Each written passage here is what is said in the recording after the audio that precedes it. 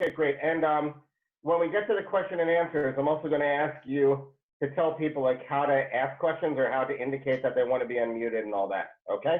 Sure. Okay, wonderful.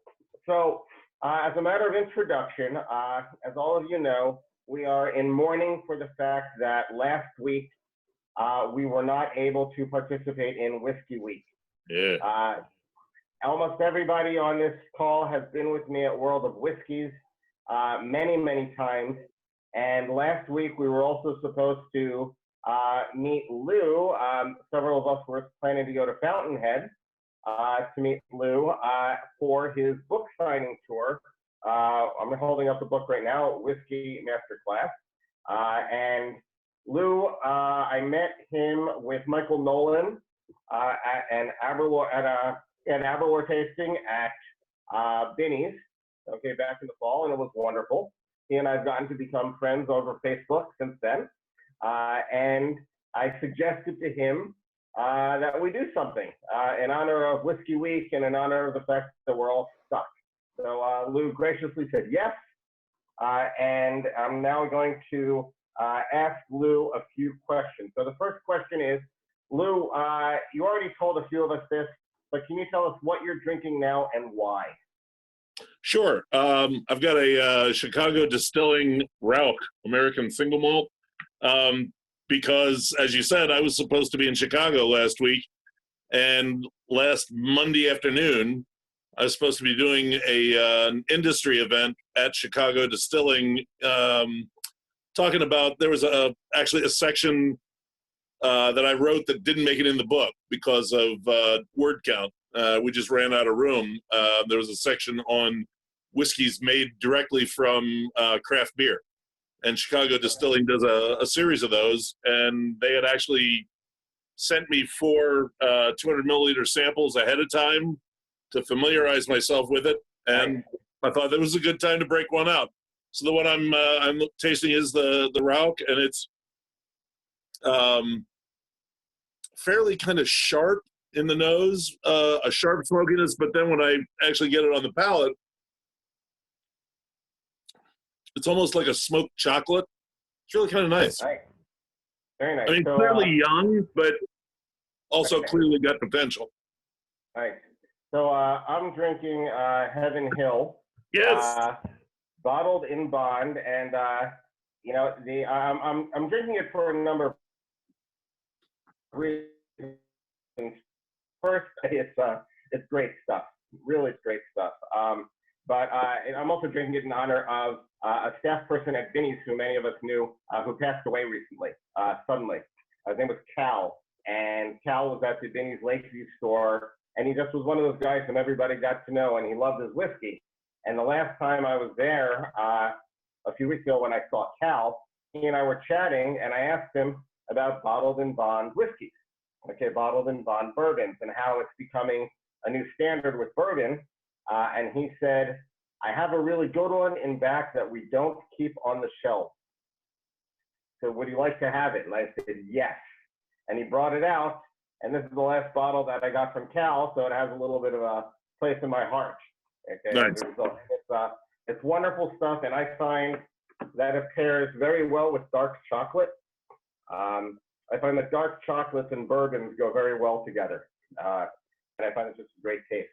So on to some of the questions that we were talking about. I'm really curious about your whiskey journey and how it started, okay? How did you end up on this path that took you to be a noted whiskey writer? Well, it didn't start well. I started out with, you know, as a kid, I tasted some of a bottle of Old Forester that my dad kept in the basement. Didn't care for it at all. In fact, I wouldn't even touch Old Forester after I had started drinking bourbon because I just, and then, you know, somebody said, no, you really ought to try it. And I have been drinking it pretty regularly ever since. Just makes me, you know, I wish I hadn't stayed away from it all those years. But that was really kind of a detour. I didn't really get started on that.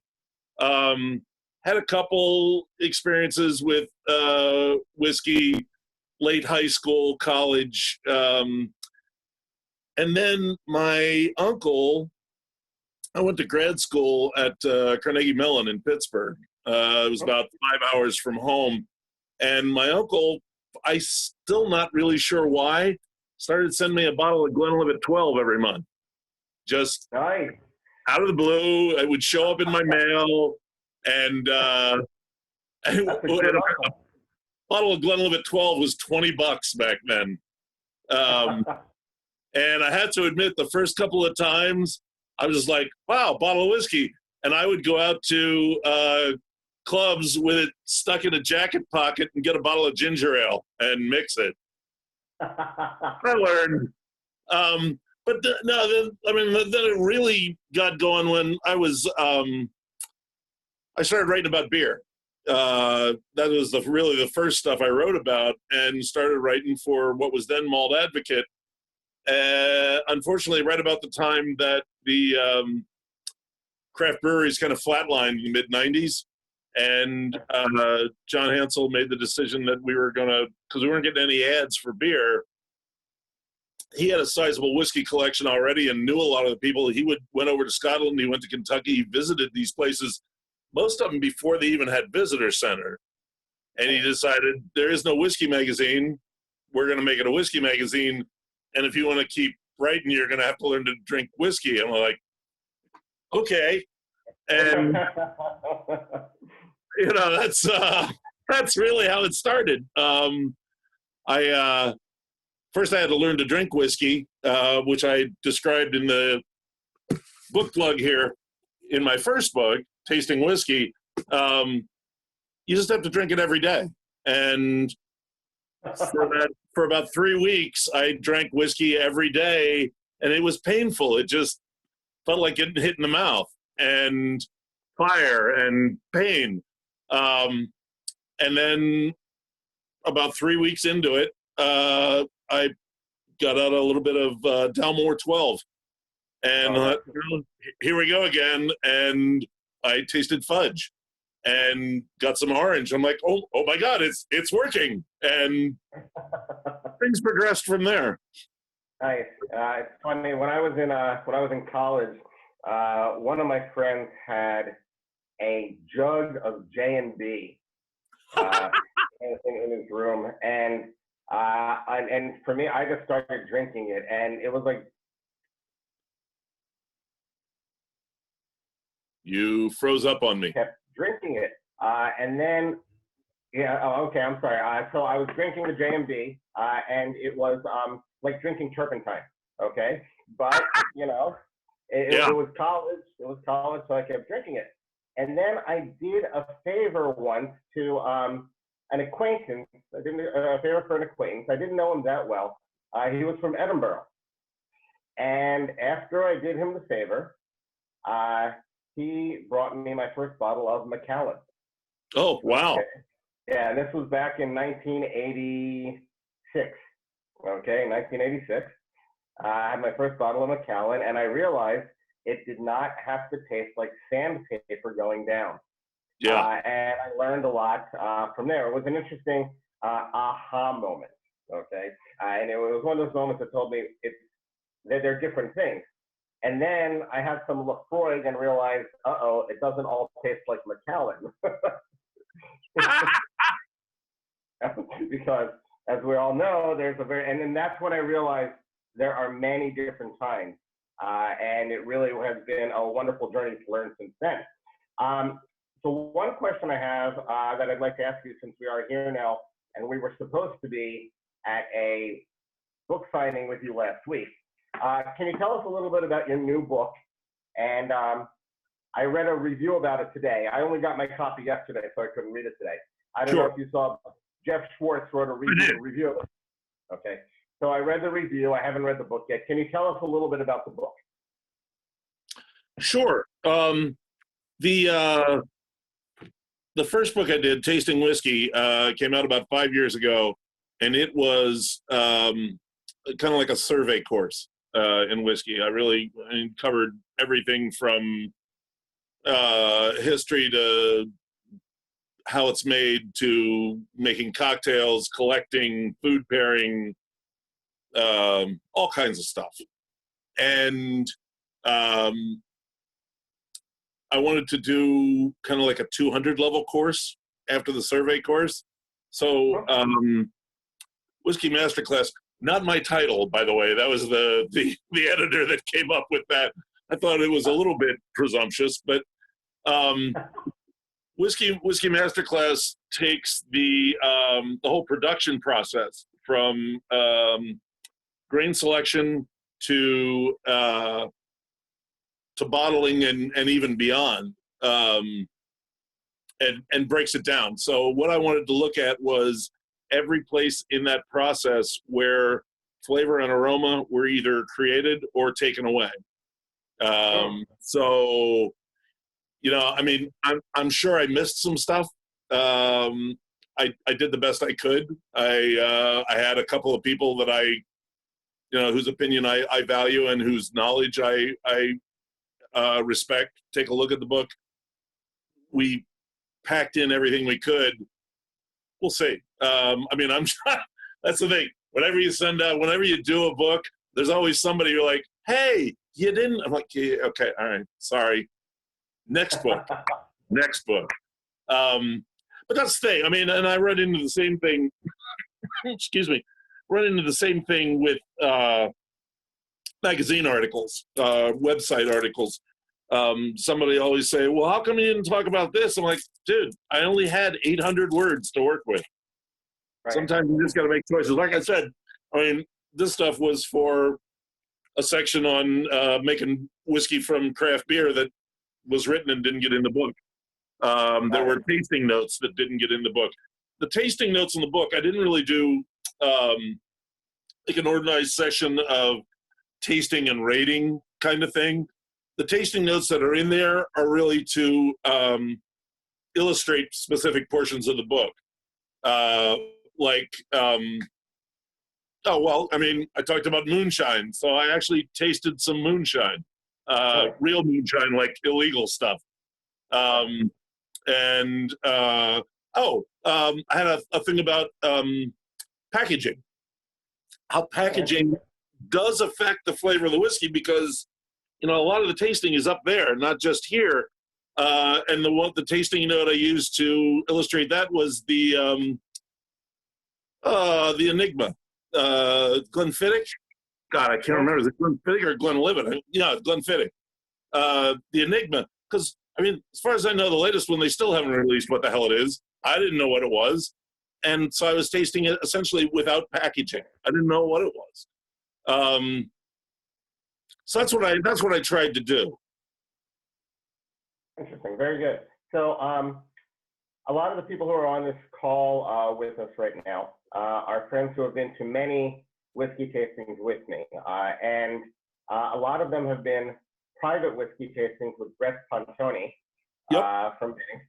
We've become very good friends with Brett over the years. And Brett jumped over me naked one time. I wanted to throw that in there.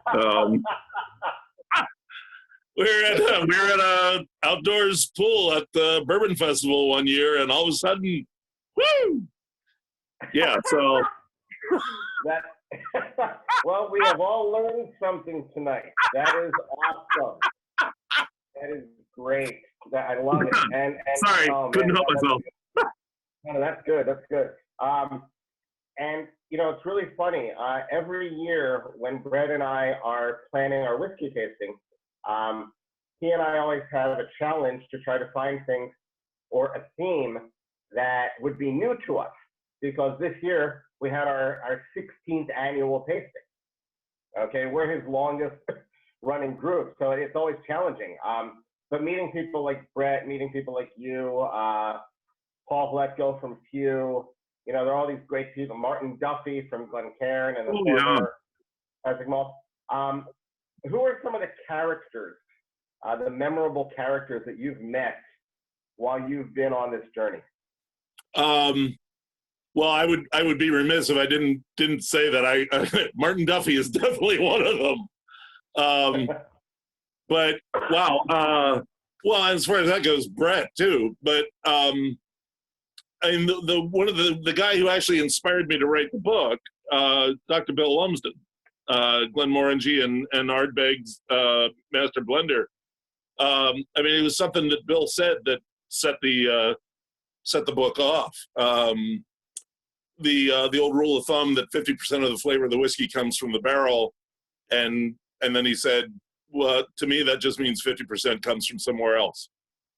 And that's when I thought, there's a book there. Other people, well, just doing research for the book, Connor O'Driscoll, the new master distiller at Heaven Hill, I said to the man, you know, I had a couple of questions about yeast, and he gets this weird light in his eye.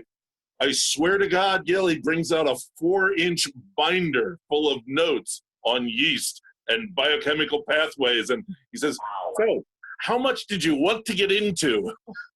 Probably not that much. He was a great help, fun guy. Who else? Wow. You know, John Campbell. I was coming home from a really short trip to Islay. I think I was only actually on the island about 21 hours, 4 of which I slept through. I was over for an Ardbeg launch, and the rest of the press crew was hanging out on the beach at a bonfire, and I had to catch a cab and go back to the airport. And I walk in the airport, and it's not very big. I'm just kind of standing around. All of a sudden, I see Bill and John Campbell sitting at a little table in the corner drinking coffee, and they're like, come here. So over there, I just sat and talked to the 3 of them. We were laughing our asses off for an hour. They're very funny people, very funny. Lumsden telling about how he was cautioned not to make any nasty jokes when he met the owner of Moet Hennessy. It's like, no, not even any dick jokes? No dick jokes, none. All right. I had a great time there. Eddie and Jimmy Russell, 2 of my favorite people in the industry. I run into Jimmy and Jimmy. Well, I'll tell you what. There's a Jimmy story. I was at Whiskey Fest New York years ago, probably in the early 2000s. My wife and I went out after the show. I think we were coming back to the hotel at like 1 a.m.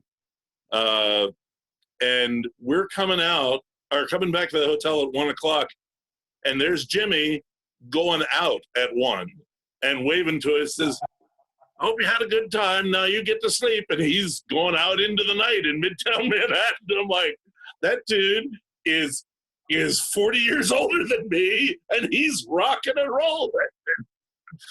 Yeah, so. That's wonderful. That's great.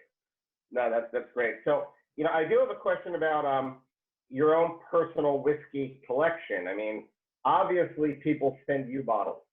Okay, yeah. That you know, you get bottles all the time. By the way, that makes me very jealous, but that's a different story.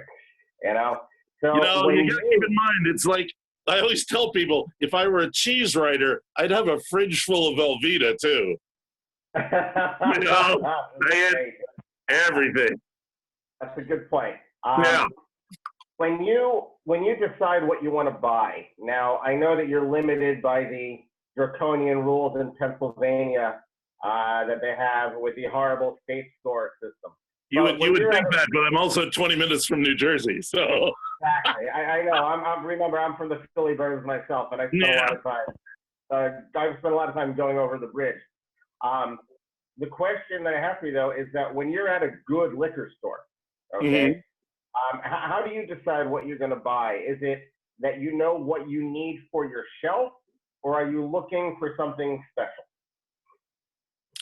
No, I'm usually looking to fill a hole. I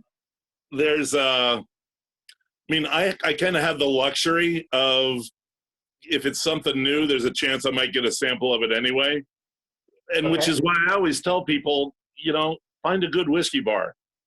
It's always easier to lay out for a dram than for the bottle, and because I know that. See, and the reason I do this is because a couple of times I bought a bottle that I just didn't really care for, and as bottles get more and more expensive, that's tough. Right, I agree, and that's why here in Chicago, we're blessed. We have Oh my God, yeah. We have Delilah's, we have Duke of Perth, we have so many great places. Yeah. And then at those places, the staff have great knowledge. They will help you find something that you like. I have a question about pairing whiskey. So you and I, another thing that you and I have in common is that we both have smokers. Oh, yeah. Like smoking. Now, of course, I don't smoke pork, okay, and many people on here don't, but that's one thing I do want to ask you though is that when you are smoking something, how do you decide what you want to pair with it? Is it the aroma? Is it the taste? What do you look for when you're pairing things? A lot of times it's how I'm going to eat it, because if it's something with a lot of sauce, that's probably going to affect how I'm gonna eat it. I do a thing with. Have you ever done those the chuck roast burnt ends? Oh yeah. Yeah. Awesome. And I'm saucing that the whole way through because I want to get that caramelization. Right. And that's, I'm probably going to go for something a little more austere there because I don't really want to get something sweet. So I'm probably going to go, Woodford. I think Woodford's a little less like mapley sweet. So I'll get something like that, or maybe a rye, especially one of the, actually my local here, Dad's Hat rye. Dad's Hat, yeah. Yeah, there's no corn in it at all. It's 85% rye. I want to say 10% malt and 5% rye malt. I think that's the numbers. Very dry whiskey and just beautiful with a heavily sauced barbecue. I'm sure you've had the Dad's Hat aged in a vermouth cask. Yeah. That one? Yeah. It's almost like a Manhattan in a bottle. Yes, just ready to go. Well, a little bit higher proof, but yeah. Only a little higher. A little higher proof. That's what ice is for. Right. Yeah. Exactly. So I do have one more question for you. A little bit more of a serious question before we open it up.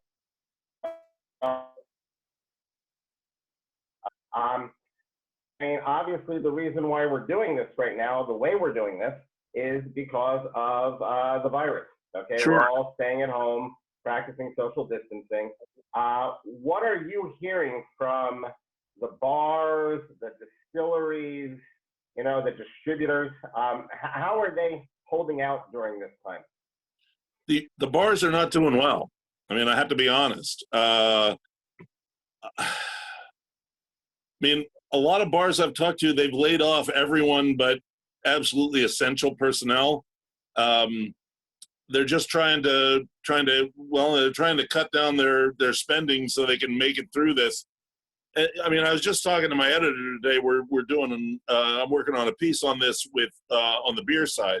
I do still write about beer, and the thing is, the story's going to come down to how long does this last? How hard do we do it? And what the money situation is going to be like. A lot of places just don't have the reserves to stay open. Distilleries, the small distilleries, I've seen some really ugly numbers bounced around about how many won't make it. A small business like that, especially one where they're making whiskey, they're running on a low reserve of capital most times. Right. Yeah. What is it that, what can we do? How can we help them? Obviously take out as much as possible, especially, direct purchases from the distillers is the best. I don't know if that's, I assume that's legal in Illinois. You can walk up to the distillery and Oh, yeah, I purchase. believe you can. Yeah. Yeah, I mean that's the very best thing because you're getting they're getting every dime you're paying on it. Well, except the tax, of course. You can never escape the tax. Yep. But at these times, I don't even regret the tax at all. We need the taxes too. Otherwise, there's a heck of a lot of people signed up for unemployment benefits in the last couple of weeks. So we need. I mean, that would be the one thing. The other thing would be, for bars, as much takeout as you can. I have to be honest. I'm having a problem with takeout food. I just get a little skeevy about it. But takeout packaged booze, I am doing my part. So, it's not much, but I mean, I've talked to a fair number of people already in the industry, and they've all said, our goal through this is not to make money anymore. It's keep the lights on. So they're essentially trying to slow the burn as much as they can. I mean, a number of places are selling off their collection. I know that everybody. Probably everybody saw Jack Rose in D.C. I understand Solo Dollar in Louisville is looking at the same thing. Just saw a thing yesterday. A number of New York City restaurants are selling off their wine collection. I mean, all that kind of stuff. Unfortunately, at the same time, a lot of us are running out of money, and we don't know where the next check's coming from, or if it is. Things are going to be. It's going to be a white knuckle ride for a while. It's what you just mentioned about running out of money. Another issue too is that there are a lot of people who are on this call who, like me, enjoy cooking. Yes. I have 2 smokers and a grill. I love cooking. My wife bakes all the time. I have people on here who competed with me in competitions. I know other people on here who really are good at making some gourmet food. There's somebody on this call, Michael Bloom. I think I mentioned to you online. He just blended his own 50-state whiskey. Okay, so we have some talent on the stage, and for those of us who do, it's tough to balance. Do we want to spend money, at a restaurant, Sure. for takeout, which is much more expensive than doing it at home? It's a challenge. It's a balance. But that said, you're being incredibly generous with your time here, and now we have about 15 more minutes on the call. So I'm going to turn it over to Eric Leader, who has wonderfully decided to help us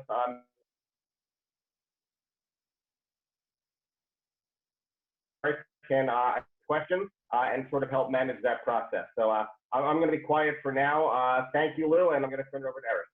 Okay. Everybody's on mute, but you should be able to, there should be somewhere in the bottom toolbar for raising your hand if you have a question, or we are a small enough group I could just unmute everybody and let people ask. How many are on the call, Eric? There are 26 people. Looks like Evan Kleber raised his hand. There we go. Yep. Got it? Yep. Yep. All right. Thank you for doing this, Gil. Great job. Lou, appreciate you doing this for us. Sure. What would you say if you had to have 3 to 5 things on the shelf on a regular basis? What would that base be of your 3 to 5 favorites, and why? I would probably have Redbreast, Irish. I tend to drink a lot of Irish anyway, and I actually like the Redbreast 12, the base bottling.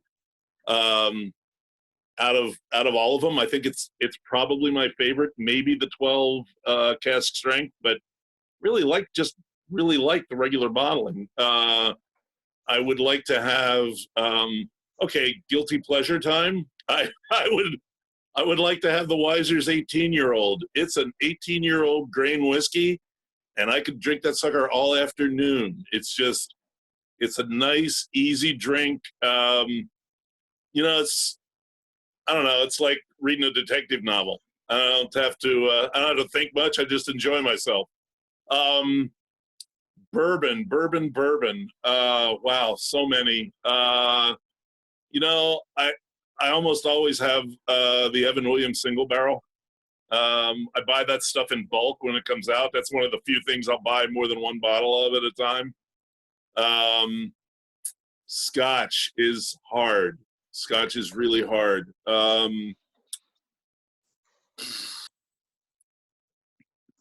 Wow. Well, no, I would probably have a handle of Johnny Walker Black. That's another one of those bulk whiskeys. That's my fallback thing. If there's not a good beer at the bar, I'll get a Johnny Black. People always are willing to drink that when they come over. Otherwise, like a Glenfarclas, either the 15 or the 105. And I know I'm probably over 5 now, but I don't really give a damn. Right? I don't listen to these rules. No, I want to get something smoky, and I'm trying to think, you know what? I'm going to go with the Ardmore. Okay. Yeah. Very nice. Okay. Very good. Anybody else want to raise their hand? If they don't know how to raise their hand. Go ahead, Todd. Yeah, so Gil and I run some tasting tables at various charity events and things. And, one of the things we obviously do is, in addition to tasting the whiskey so we can describe them later, we'll throw a couple drops of water in each one so we can see which ones really open up with the water and which ones it doesn't really do anything. Uh-huh. Is there any indication beyond just whether it's cask strength or something like that, whether a whiskey will benefit from a little bit of water, or is it just trial and error like we've been doing? I really think it is trial and error. The only thing, I usually hesitate to put water in older Scotch whiskeys and actually older Canadians. I learned that to my dismay. I had a small amount of the Canadian Club 40-year-old, and it was really freaking good. And the last half of it, I'm like, it might open up a little bit, and it just freaking collapsed. It was, I just wish I had that. And it was only a 100 milliliter sample. I wish I had that back. I really wish I had that back. But other than I would say anything over 25 years old, I'd be hesitant about watering down any more than a little bit of it. But under that, yeah, trial and error. I haven't noticed anything that indicates that it would be one way or the other. Great. Awesome. Rick, you had a question? Yes, hi. I'm probably going to be the only one who's going to be asking this and who will benefit from this answer. Gil knows that I'm like a beginner whiskey enthusiast, and okay. There's a lot that I don't know. So I was just wondering, can you recommend like a few either brands or types of whiskey that I should try and continue drinking to get better at this? What are you drinking now? The right.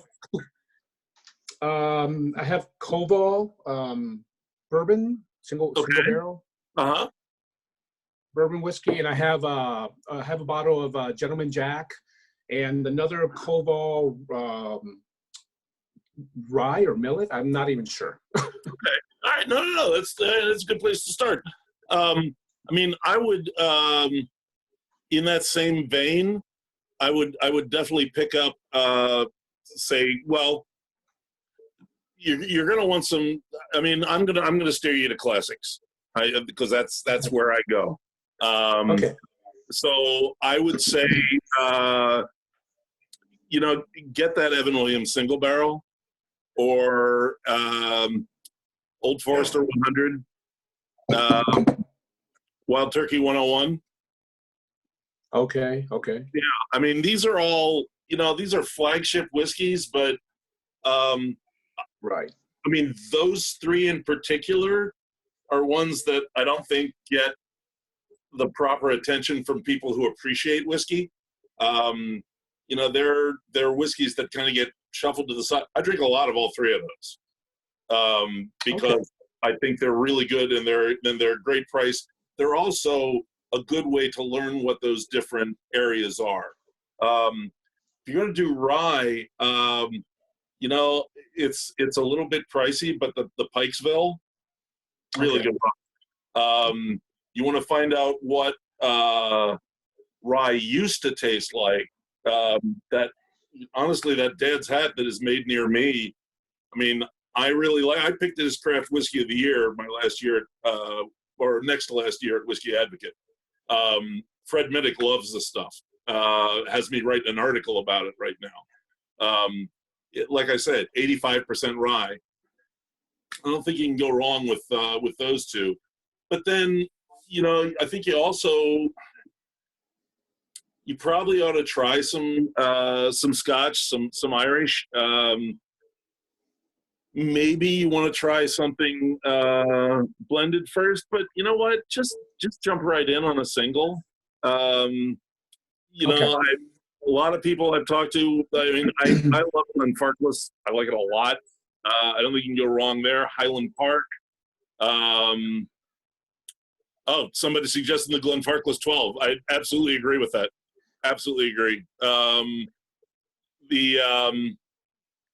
And if you want to go, if you want to get something, if you want to jump in on Pete, Talisker 10, very nice.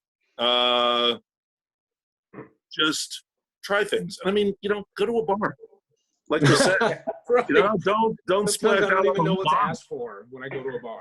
Well, that's the thing. You go to a bar with a good bartender and just tell them what you just told me. Okay. And they'll start steering you. Okay. Yeah. All right. I'll try that then. Thank you very much. Go to Delilah's. I agree. Go to Delilah's. Awesome. Thanks again. Yeah. Next question. Okay, Ariel. Do you have particular independent bottlers that you like more than others as far as finding more interesting bottles? I'll be honest, don't do a lot of independent bottlings. The ones that I do like are actually really like those regional bottlings that Douglas and Lang do. The Big Pete and Sweet Wee Scallywag. I like those. I just like drinking them. But wow, I like the Wild Scotsman, but I haven't seen any of this. So I don't know if they're still even in business. And as far as the bigger independents, I think they all do a nice job. Not being political, just Samaroli. I have not had enough experience with Samaroli, and I'm pissed about that. Somebody just popped it up on the screen. Was that Paul? Yeah. Yes. Yeah. Samaroli, I mean, I understand they do a lot of nice stuff. They have not been at any events I have been at. Haven't seen their stuff on the shelf where, like as Gil pointed out, I'm in Pennsylvania. We don't see a lot of stuff on the shelf. So, yeah, that's all I got. As far as between McKillops or Signatory or any of those guys, you don't find any of them have better or worse care in what they do? I find that hard to answer because I know Lauren, so I tend to like his stuff. But, I mean, I like his sensibilities. Fair. I like what he's picking out. Okay. I mean, I guess I'm the only people I'm really familiar with how they go about it in any kind of depth is McKillops and Gordon and MacPhail. And, I mean, I think I'm happy with both of them. Lauren, I just find a little more interesting maybe, just because, I mean, the whole idea of an independent bottler is not to get the same expression that you get from the distillery. Right. And I think Lauren does a great job of finding the ones that are not like the distillery, that aren't just weird. So. Great. So we have about 4 more minutes left. So let's have one more question, and then I'll sum it up with Lou. So one more question. Anybody? Okay. All right. So then we got Michael. Michael had his hand raised. Yeah, I have a question. I typed it because I couldn't figure out how to raise my hand. So it's what do you think of? All right, hold on. Lou, this is the guy this is the mad scientist who's putting together the 50-state whiskey. Oh, okay. Yeah, thanks, Gil. I was just curious what you thought about American single malt as an ascending category that's not really a proper category yet, and if you had any favorites there. I do like the well, actually, I was stalling a little bit because I couldn't remember if it was Westward or Westland, but to be honest, I like both of them.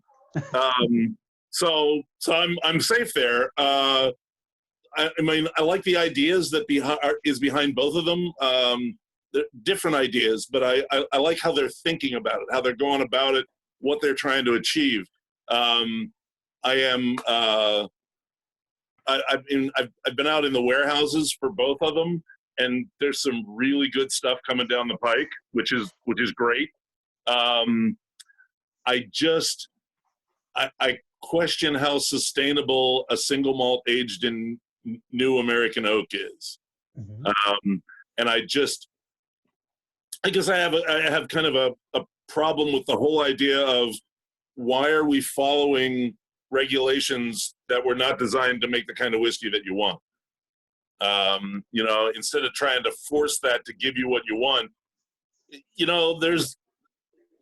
there's exceptions in the labeling laws that let you just put whiskey on the label. And I think too many people are obsessed with the idea of having their whiskey labeled the way they want it. You know what? 99% of consumers have no idea what straight whiskey means anyway on a label. So what's the obsession? Just call it whiskey. Call it my name, whiskey, so many years old. And if it's all malt, you can put in what they call the facetious name. Just put that in there. And then down at the bottom in small print, make it whatever the hell the TTB insists that you call it. Or, get the rules changed. But I think used cooperage is obviously a hurdle here that we have to get over. Just the idea that they want to call them used barrels. That doesn't sound good to a naive consumer. They don't. They're like, oh, used barrels. Why don't you use new ones? Well, there's a reason. So call them seasoned barrels. I don't know, but yeah, I think it's a category obviously with a lot of potential. Those are two of the ones I like. So excellent. Thank you. Great. Yeah. Right. Everybody, Eric, can you do me a favor? Just unmute everybody for a second if you have the ability to do that. And Everybody's. Unmute. And I am going to put a little bit more whiskey in my glass here. And if we could all raise a glass to Lou for joining us today. Thank you very much, Lou. Thank you, And Lou. let's also raise a glass to being able to do this in person Yeah. as soon as possible. Oh, Thank you very much. Amen. Cheers. Cheers. Did somebody snap a picture? Man, that first whiskey out is going to taste so good. Oh, man. yeah. Yep. Lou, thank you very much. You were awesome. Thank you. We really appreciate it. Thank you, everybody. Thank you. Thank you. Thank you, guys. Thank you. Thank you, everybody. Cheers. Great job, Gil. Thank you to everybody. Cheers. Well done, Gil. Cheers, all. Nice job, Gil. Thank you.